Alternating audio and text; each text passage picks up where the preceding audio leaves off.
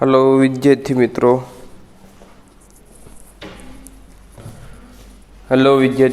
केम छो बधा मजा में। आज आपणे रे ऑप्टिक्स एटले के किरण प्रकाश शास्त्र में लेक्चर नंबर 7 में आगळ वध्युं। एनी पहला लेक्चर नंबर 6 ना 2-3 न्यूमेरिकल बाकी रही गया छे, ए पहला कम्प्लीट करशुं। लेक्चर 6 में आपणे शुं जोयुं, लेक्चर 6 में ए थोड़ुंक जोई लईशुं, पछी आपणे आगळ वधीए। तो लेक्चर 6 में आपणे एवुं जोयेलुं,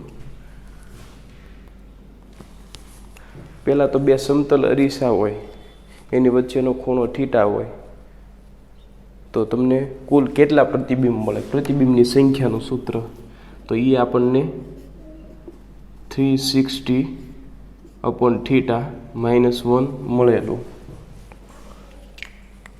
आ सूत्र क्यारे लागू पाड़ी शकाय? જ્યારે 360/θ યુગ્મ હોય ત્યારે। માનો કે 360/θ અયુગ્મ છે તો બે અરીસાના લંબ દ્વિભાજક પર તમારે વસ્તુને રાખવી પડે, તો તમે આ સૂત્ર પાછું સેમ એજ ઇટ ઇઝ વાપરી શકો। પણ 360/θ જો અયુગ્મ હોય અને વસ્તુ લંબ દ્વિભાજક પર ન હોય તો એના માટે તમારે એનું બરાબર 360/θ આવું વાપરવાનું, એટલે કે પ્રતિબિંબ કેટલા મળે 360/θ। એમાં જો એનું મૂલ્ય 3.2, 3.5 કે 3.8 હોય તો તેના માટે આપણે 3 લઈ લેવું। 3.8 હોય તોય 3 લેવાનું, આપણે સાદું મેથેમેટિક્સ યુઝ કરવાનું નથી એમાં, કારણ કે ઇમેજ ક્યારેય અડધી ન હોય એટલા માટે। ઓકે, હવે આગળ વધીએ આપણે। તો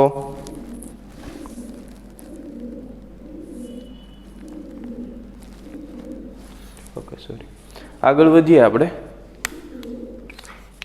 તો પૂર્ણ આંતરિક પરાવર્તન, એની પછી નેક્સ્ટ તરત જ આપણે લીધેલું પૂર્ણ આંતરિક પરાવર્તનમાં આપણે જોયેલું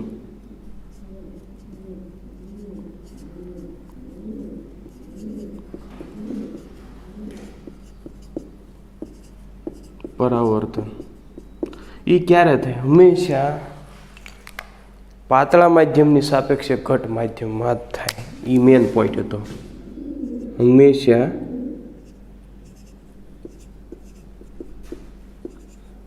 પાતળા માધ્યમની સાપેક્ષે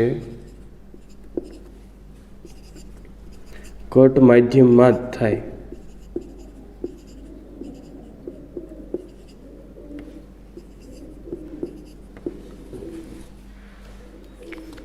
આ પોઈન્ટ હતો મેન। એમાં આપણે સૂત્ર મેળવેલું ક્રાંતિકોણ કોને કહેવાય? તો કે આપાત કિરણના જે મૂલ્ય માટે વક્રીભૂત કિરણનું મૂલ્ય 90 ડિગ્રી થાય તે કોણને શું કહેવાય? તો કે ક્રાંતિકોણ કહેવાય। sin c = 1/n। ઘટ અને પાતળા માધ્યમની અલગ કરતી સપાટીએ જે આપાત કોણ છે, એ આપાત કોણ તમારો 90 ડિગ્રી કે તેથી વધારે થાય તો એ કોણને ક્રાંતિકોણ કહેવાય છે। એ પછી કિરણ તમારું પરાવર્તન ન, એ પછી કિરણ તમારું વક્રીભવન ન પામે, બધું કેવું થઈ જાય? પરાવર્તન પામી જાય, એટલે એ કિરણને કહેવાય વક્રીભૂત કિરણ પૂર્ણ આંતરિક પરાવર્તન માટે। ઓકે, આટલું આપણે વસ્તુ જોઈ લો। હવે આપણે આગળ વધીએ। આજે આપણે થોડાક ન્યુમેરિકલ બાકી હતા, 1-2 એ લઈ લઈએ। તો ફર્સ્ટ ન્યુમેરિકલ જો ક્વેશ્ચન નંબર 5 તમને મોડ્યુલ આપેલું છે, એમાં ક્વેશ્ચન નંબર 5।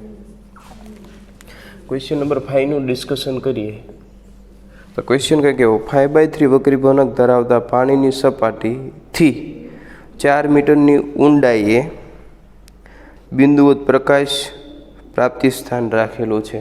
તો આપણે ફિગર વિઝ્યુલાઇઝ કરીએ.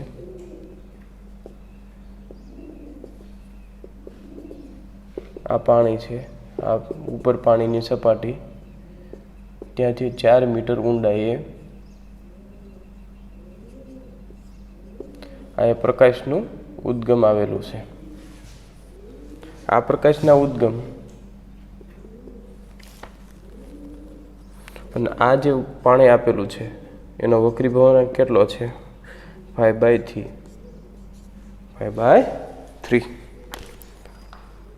પાણીની સપાટીની બહાર આવતા પ્રકાશને સંપૂર્ણપણે રોકવા માટે સપાટી પર કેટલી ન્યૂનતમ વ્યાસની તકતી રાખવી પડે?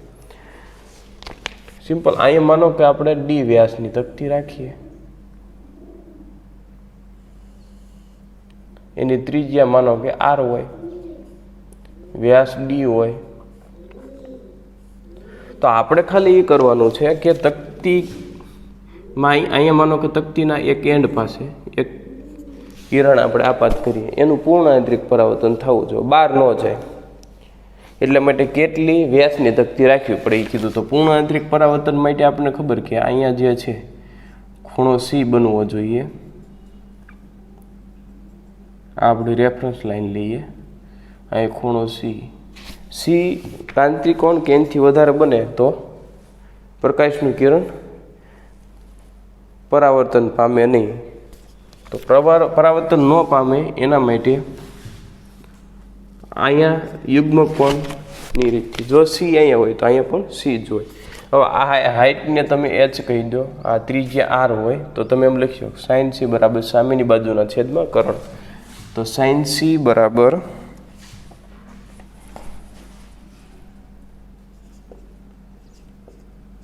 સામેની બાજુ કેટલી છે? આર. કરણ કેટલો છે? તો √h² plus r². Is equal to તો આપણને ખબર 1/μ છે કે 1/n. અહીંયા વક્રીભવનાંકને મ્યુ આપણે કીધો છે. તો 1/μ કેટલું? 5/3 છેદનો છેદ અંશમાં, એટલે ઉપર આવશે 3. આર ફાઇન્ડ કરવાનું છે, નીચે √h છે તમારું 4² પ્લસ r². હવે સાદું રૂપ આપણે આપીએ, બંને બાજુ સ્ક્વેર કરીએ તો r², 5 આ બાજુ વહી આવે, 5r², 25r². કારણ કે 5નો બંને બાજુ સ્ક્વેર કરી. એક સ્ટેપ કાપું છું, ચાલો નથી કાપવું, એજ ઇટ ઇઝ રાખીએ. તો 9/25 r² ના છેદમાં 4² પ્લસ r². એમાં 25r² ઇઝ ઇક્વલ ટુ 9 × 4² એટલે કે 16 પ્લસ 9r². આખે આખું ટર્મ્સ 9 સાથે મલ્ટીપ્લાય થાય, 9 સાથે, એટલે આવું થશે. એમાં 25માંથી 9r જાય એટલે 16r² ઇઝ ઇક્વલ ટુ 9 × 16. તો 16 જે છે, r² ઇઝ ઇક્વલ ટુ તમને આવું કંઈક મળ્યું કે 9. તો r બરાબર શું મળે? 3 મીટર. પણ આપણને તો વ્યાસ પૂછ્યો છે, તો વ્યાસ માટે d બરાબર 2r, 2 × r 3 એટલે કે કેટલું થશે? 6 મીટર થશે. ઓકે, બાકી માટે આપણે આગળ વધીએ.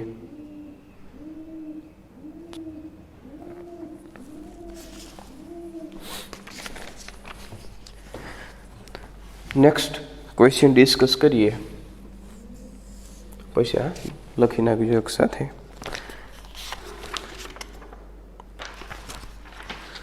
નેક્સ્ટ ક્વેશ્ચન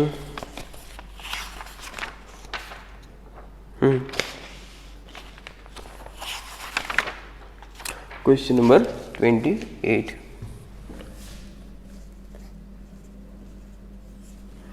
ક્વેશ્ચન નંબર 28માં શું આપેલું છે? પ્રવાહી ભરેલા બીકરના તળિયે એક નાનો સિક્કો રાખેલો છે.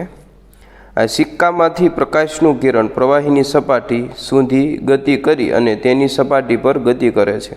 એટલે કે ઓબ્વિયસલી ક્રાંતિકોણ તે બે માધ્યમને અલગ કરતી સપાટીને સમાંતર ગતિ કરે. એક્ઝેક્ટલી ક્રાંતિકોણ તે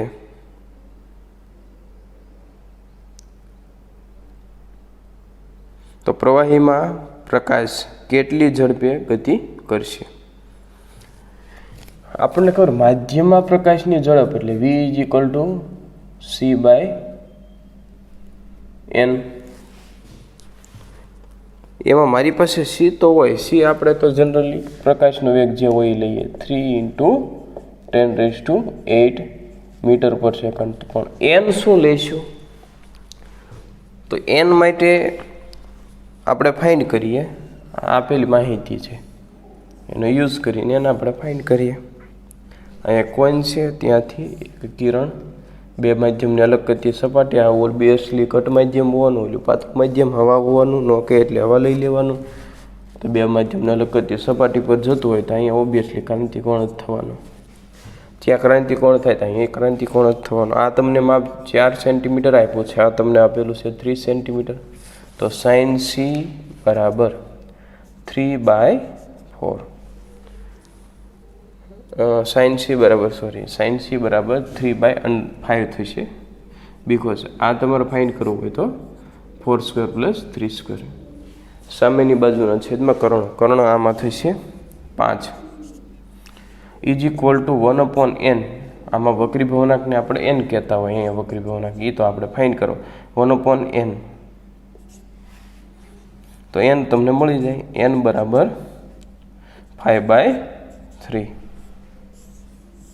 n કેટલો મળ્યો? 5/3. બસ હવે વેલ્યુ પુટ કરવાની. v = 3 × 10⁸ / 5/3. છેદનો છેદ અંશમાં આવી જાય છે એટલે 3 × 3.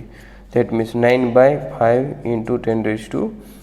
એપ્રોક્સિમેટલી 1.8 મળે × 10⁸ મીટર પર સેકન્ડ. આ તમારો જવાબ થશે. ક્લિયર? કાંઈ નવીન વસ્તુ નહોતી. બે કન્સેપ્ટ મિક્સ કર્યા, પૂર્ણ આંતરિક પરાવર્તનનો અને માધ્યમમાં પ્રકાશનો વેગ. તો કે જ્યારે વક્રી ભવનાક હોય એટલામાં ભાગનો થઈ જાય. પ્રકાશનો વેગ જનરલી 3 × 10⁸ હોય શૂન્યાવકાશ. માધ્યમની અંદર જે માધ્યમનો વક્રી ભવનાક હોય એના ભાગનો થઈ જશે.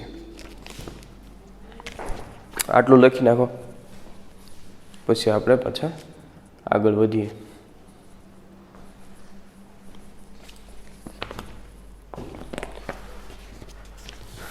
ઓકે, નેક્સ્ટ ક્વેશ્ચન 32 ડિસ્કસ કરીએ. ક્વેશ્ચન નંબર 32માં આગળ વધતા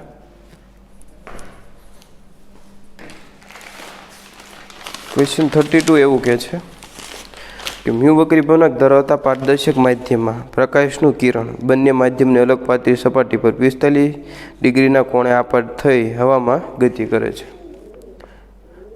હવામાં ગતિ કરે એનો મતલબ એમ કે આમાં પરાવર્તન થયું, વક્રીભવન થયું નહીં, પૂર્ણ આંતરિક પરાવર્તન થયું નહીં, વક્રીભવન થયું એમ કહે છે.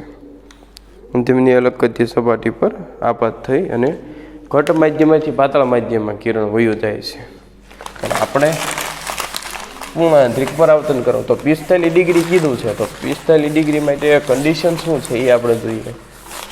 આપાત કિરણ 45 કીધું તો ઓબ્વિયસલી એની કરતાં વધારે ખૂણો જોવો જોઈએ. કાં વક્રી ભવનાક તમારે એવો સેટ કરવો પડે. ખૂણો તમને ફિક્સ કરી નાખ્યો છે તો વક્રી ભવનાક શું થાય એની આપણે વાત કરીએ. Question number 32.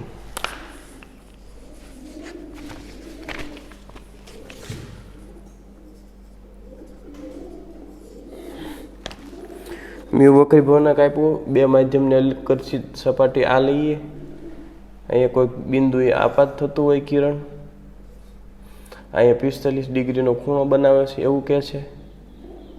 પરાવર્તન આપણે થવા દેવું નથી એવું કીધું છે. શું? તો કે પૂર્ણ આંતરિક પરાવર્તન માટેની કન્ડિશન જાય છે ખરેખર પાતળામાંથી ઘટમાં એટલે લંબથી દૂર આવી રીતે જશે, પણ આપણે આ બાજુ જવા દેવું છે.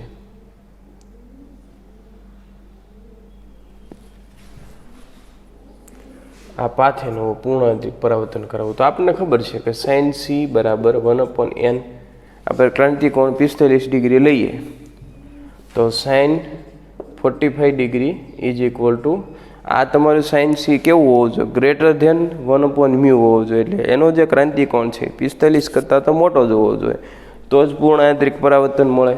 તો ગ્રેટર ધેન 1/μ 1 આમાં મ્યુ આપેલો છે એટલે આપણે મ્યુ લઈએ વગરી ભાવના.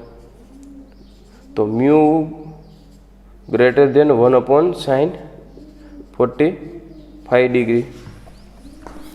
તો મ્યુ ગ્રેટર ધેન 1/√2 એટલે √2 ઉપર જશે. એટલે મ્યુ મસ્ટ બી 1.41 થવું જોઈએ, એનાથી વધારે થવું જોઈએ 1.41 થી. એવો એક જ ઓપ્શન છે 1.5. That is your answer. તો આ થોડાક ન્યુમેરિકલ બાકી હતા, એ આપણે ડિસ્કશન કરી. હવે આપણે લેન્સના ટોપિકમાં જવાનું છે. પહેલાં તમે લખી નાખો સોલ્યુશન. હવે લેન્સમાં ટોપિકમાં આપણે એવું સ્ટડી કરવાનું છે કે પહેલાં થિયરી આપણે સ્ટડી કરી લઈએ.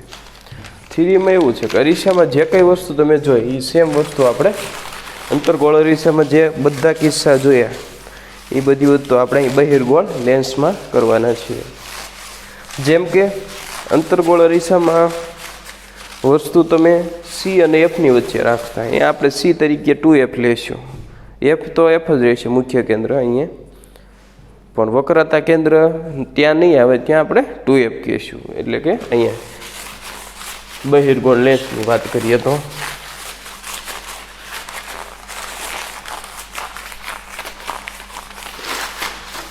ઓકે 1 by 1 કેસ જોતા જઈએ આપણે. ત્યાં આપણે વસ્તુ સી ઉપર રાખતા, તો વસ્તુ સી ઉપર મળતી પણ ઉલટી મળતી અરીસામાં. સી અને એફની વચ્ચે રાખતા, સીથી દૂર મળતી, થોડુંક મોટું પ્રતિબિંબ મળતું. સીથી દૂર રાખતા તો સી અને એફની વચ્ચે નાનું ઉલટું પ્રતિબિંબ. આ બધા જે કંઈ કિસ્સા આપણે જોયેલા એ સેમ કિસ્સા આપણે બહિર્ગોળ લેન્સમાં જોવાના છે. તો થોડીક એ થિયરી આપણે સમજી લઈએ અને પછી પાછા આપણે આગળ વધીએ. તો એમાં કંઈક એવું હતું,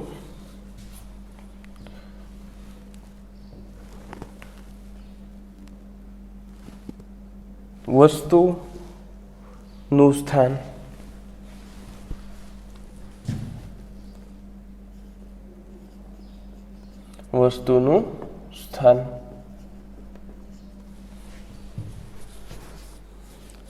રેખાકૃતિ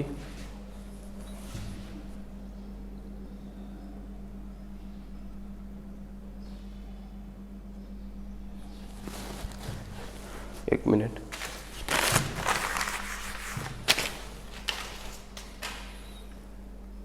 વસ્તુનું સ્થાન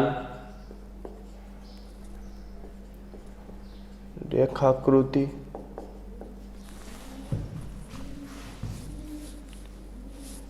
પ્રતિબિંબનું સ્થાન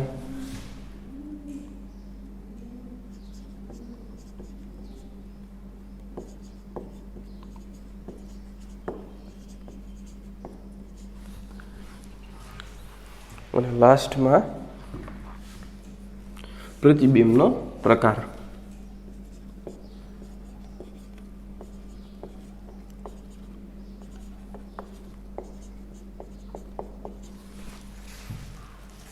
પાછું આપણે ડિસ્કશન કરીએ જેવું અંતર્ગોળ અરીસામાં કરેલું એવું બહિર્ગોળ લેન્સમાં કરવાનું છે. પેલું, વસ્તુ અનંત અંતરે હોય, વસ્તુ અનંત અંતરે હોય તો બહિર્ગોળ લેન્સમાં આપણે વાત કરીએ, આ એની મુખ્ય અક્ષ, એમાંથી સમાંતર કિરણની વાત કરીએ, અહીંયા એફ, અહીંયા 2F. લેન્સ કેટલા પ્રકારના હોય તો કે 2, અંતર્ગોળ લેન્સ અને બહિર્ગોળ લેન્સ. એમાં આપણે બહિર્ગોળ લેન્સની વાત કરીએ. બહિર્ગોળ લેન્સમાં સમતલ બહિર્ગોળ લેન્સ હોય, દ્વિબહિર્ગોળ લેન્સ હોય. આપણે આને દ્વિબહિર્ગોળ લેન્સ કહેવાય. સમતલ બહિર્ગોળ આને કહેવાય સમતલ બહિર્ગોળ.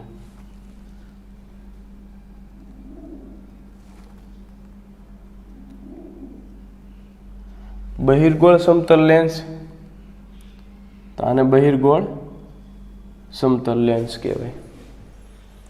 અંતર્ગોળ આ ટાઈપનો હોય. સમતલ અંતર્ગોળ આ ટાઈપનો હોય. સમતલ અંતર્ગોળ. અંતર્ગોળ સમતલ.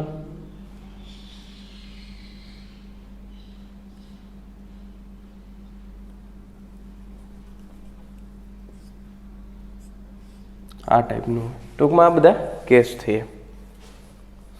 એવી રીતે આપણે આ જે વાત કરીએ છીએ એ દ્વિબહિર્ગોળ લેન્સની વાત કરીએ છીએ.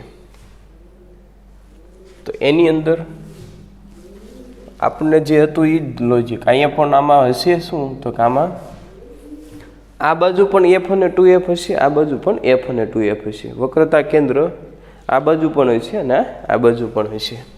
તો અહીં એફ, અહીંયા પાછું 2F. ત્યાં એવું હતું કે પડદા ઉપર ઝીલી શકાય તો વસ્તુ વાસ્તવિક કહેવાતી. પડદા ઉપર ઝીલી ન શકાય તો વસ્તુ આભાસી કહેવાતી. અહીંયા શું થશે? વસ્તુ તરફ જો તમને પ્રતિબિંબ મળશે તો એ આભાસી થશે. વસ્તુથી દૂર એટલે કે સામેની બાજુ અરીસાની લેન્સની જમણી બાજુ એટલે કે વસ્તુથી પ્રતિબિંબ બાજુ જમણી બાજુ જો તમને પ્રતિબિંબ મળશે તો એ પ્રતિબિંબ કેવું કહેવાશે? તો આભાસી પ્રતિબિંબ કહેવાશે. વાસ્તવિક પ્રતિબિંબ આ બાજુ વાસ્તવિક મળશે, આ બાજુ આભાસી પ્રતિબિંબ મળશે. સમાંતર કિરણ હંમેશા મુખ્ય કેન્દ્રમાંથી જ પસાર થાય. એવી જ રીતે બીજું એક સમાંતર કિરણ લઈએ એ પણ ક્યાંથી? મુખ્ય કેન્દ્રમાંથી જ પસાર થાય. તો આવું થશે. એમાં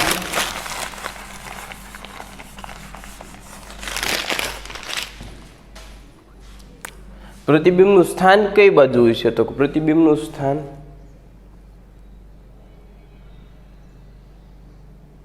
એફ પર મળશે, મુખ્ય કેન્દ્ર પર મળશે. મુખ્ય કેન્દ્ર એફ પર મળશે. પ્રતિબિંબનો પ્રકાર અતિશય નાનું, આભાસી અને ઉલટું. અતિશય નાનું, આ બાજુ છે એટલે વાસ્તવિક થશે. આ બાજુ છે એટલે વાસ્તવિક. અતિશય નાનું વાસ્તવિક એટલે કે સાચો અને અનિશ્ચિત મળશે. કારણ કે અતિશય નાનું ઓબ્વિયસલી અનિશ્ચિત જ મળવાનું.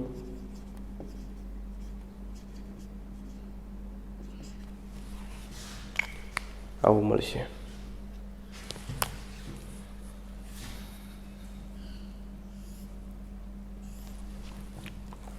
બીજો કેસ આપણે લઈએ તો વસ્તુ 2F થી દૂર હોય. 2F થી દૂર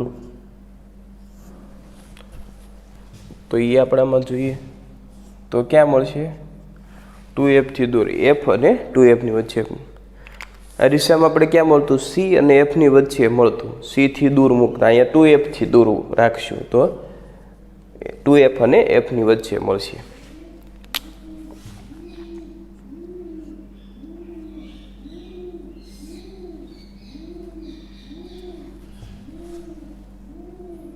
એફ 2f 2f થી દૂર એક આપણે સમાંતર કિરણ એફ માંથી પસાર થઈ છે. બીજું આપણે લઈએ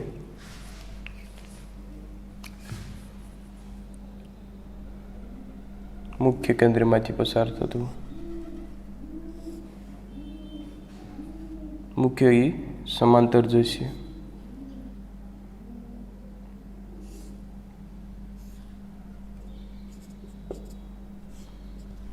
ક્યાં મળ્યું? 2f થી દૂર હોય તો f અને 2f ની વચ્ચે મળશે તમને.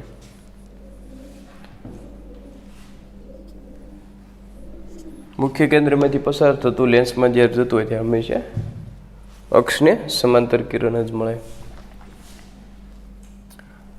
સ્થાન તો કે f અને 2f ની વચ્ચે વસ્તુનું પ્રતિબિંબનું સ્થાન f અને 2f ની વચ્ચે મળશે. પ્રતિબિંબનો પ્રકાર ઓબ્વિયસલી લેન્સની જમણી બાજુ હોવાથી વાસ્તવિક વસ્તુ કરતાં નાનું અને વાસ્તવિક વસ્તુ કરતાં નાનું પ્રતિબિંબ અને વાસ્તવિક ઉલટું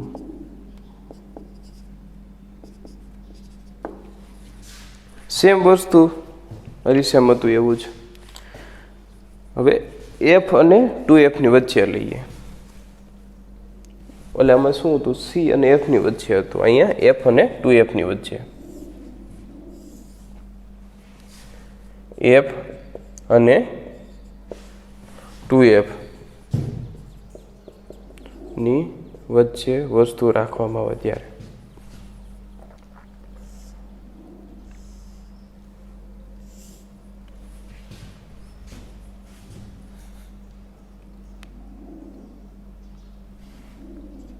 આ f 2f આ વચ્ચે રાખીએ આપણે વસ્તુ.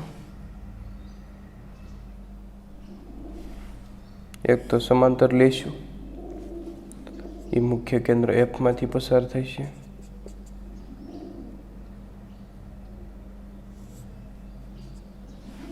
બીજું આપણે લઈશું, મુખ્ય કેન્દ્રમાંથી પસાર કરીશું.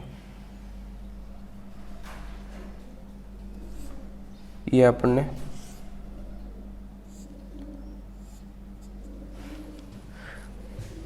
મુખ્ય અક્ષની સમાંતર જશે. તો એ જ્યાં છેદ છે ત્યાં આપણે લઈએ. આનું a b હોય, આ b dash a dash b dash a dash. જોયું તમે વસ્તુ f અને 2f ની વચ્ચે રાખી તો f અને 2f થી દૂર મળી અને મોટી 2f થી દૂર મળશે. પ્રતિબિંબ 2f થી દૂર મળશે. પ્રકાર કેવો? જમણી બાજુ હોવાથી વાસ્તવિક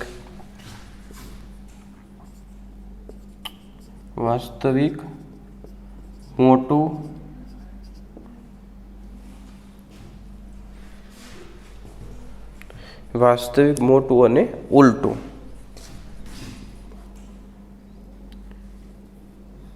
આમાં પણ ઉલટું મળશે.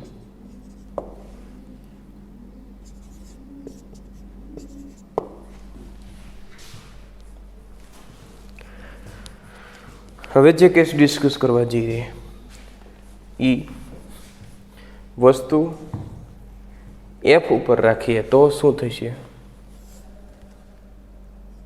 f પર હોય, વસ્તુ f પર હોય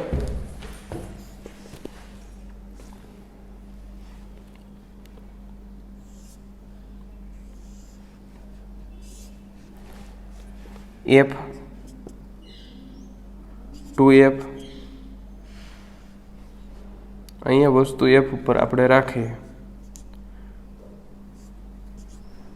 તો સમાંતર કિરણો એના એક જ મિનિટ વસ્તુ આપણે એફ ઉપર રાખીએ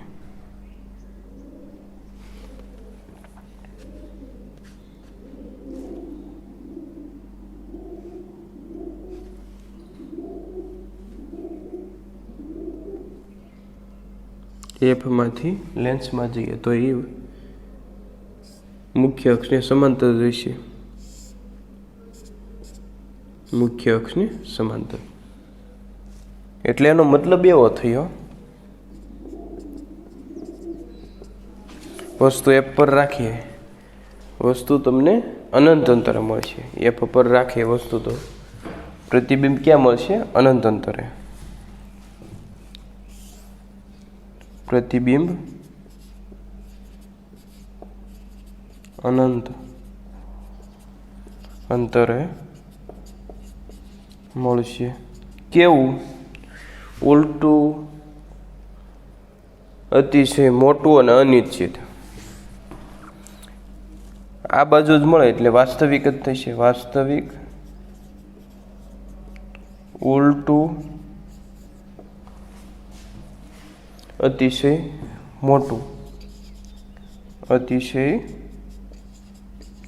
મોટું અને અનિશ્ચિત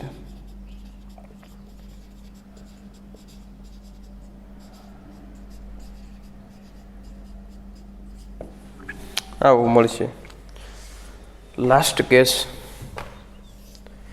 2F ઉપર વસ્તુ એટલે કેમ પેલા સી ઉપર હતું અંતર્ગોળ અરીસામાં એવું અહીંયા બહિર્ગોળ લેન્સમાં 2F પર તો 2F પર જ મળશે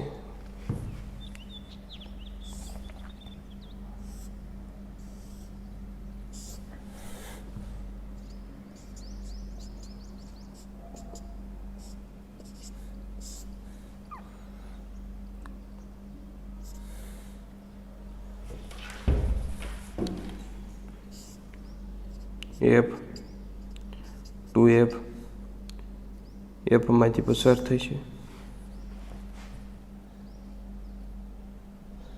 બીજું એક ધ્રુવમાંથી પસાર કરીએ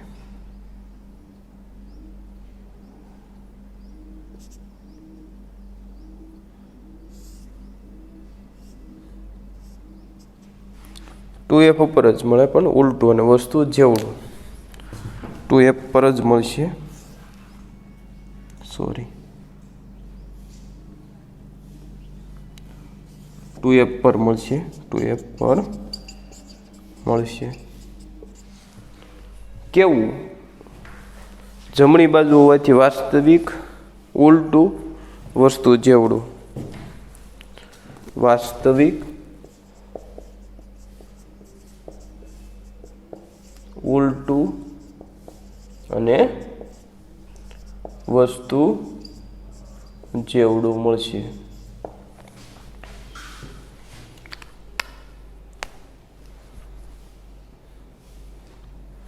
તો આ જે આપણે કેસ જોઈ લીધેલા અંતર્ગોળ અરીસામાં એ સેમ જ વસ્તુ હતી એકવાર લખી નાખો પછી પાછા આપણે આગળ વધીએ